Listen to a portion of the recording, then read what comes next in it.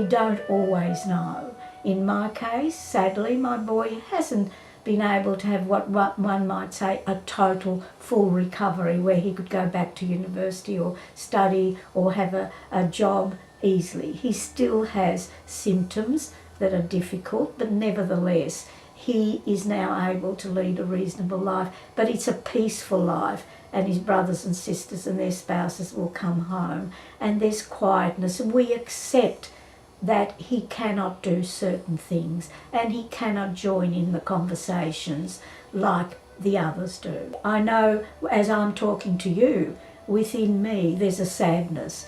There's a sadness that won't go away, but I know that when I learned how to gently accept my boy, gently smile at him and accept his frown, that sometimes and he wouldn't talk to me.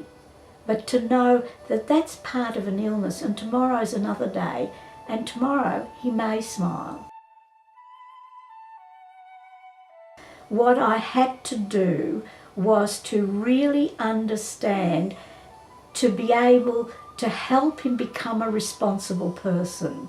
I know the clinicians were looking at his medication. His case manager was a very lovely lady who understood and helped him understand his own illness and taught him strategies on how to cope with his hallucination, his voices and all these other symptoms that he had. But really and truly, in the end, it was his family who were to be his backbone. They were the ones who would help him be part of our little community. A family is a little community. So I realised that in our clinical world, in the clinical world of Western medicine, independence plays a big role. So we say to our people, it would be good for you to be independent. To live on your own, to be able to cope. Yes, they're good things, but there are times when there are people with these serious mental illnesses who just can't always live independently. Within the culture that I grew up, independence wasn't quite the way the independence of an Anglo-Saxon family. In many cultures there's this collective societies where they live in villages and they all live close together. And this sometimes is a criticism that is given by a lot of Australian people. They often it had been said they form their own ghettos. But that's not quite the interpretation that these families have. For them, it's this bonding and the closeness that they have comfort with, and in the second generation they move on. It's the same with mental illness. We can't kick our person out of home easily. It has to be something really very serious. So I have been thinking quite seriously about all of this.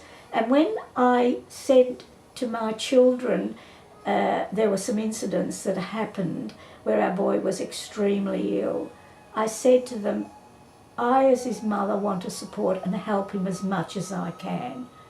And when he was so ill, one of the case managers said to me, it would be better if he lived independently. And when I went home and told his dad said to me quite clearly, and he had tears in his eyes, and he said, Kelly, if that boy had cancer, would we send him to live independently? And I realised what he was saying. And at that very minute, I then understood where he was coming from. And we chose to bring our boy home from hospital to live with us. But it was then that I had to learn, okay, if I'm not agreeing for him to live independently, as clinicians say to us, then I've got to help teach him in his sick state how to be responsible. Because as a boy growing up, I taught him to be responsible and to be able to do things for himself. But he was becoming ill at an earlier stage than we thought.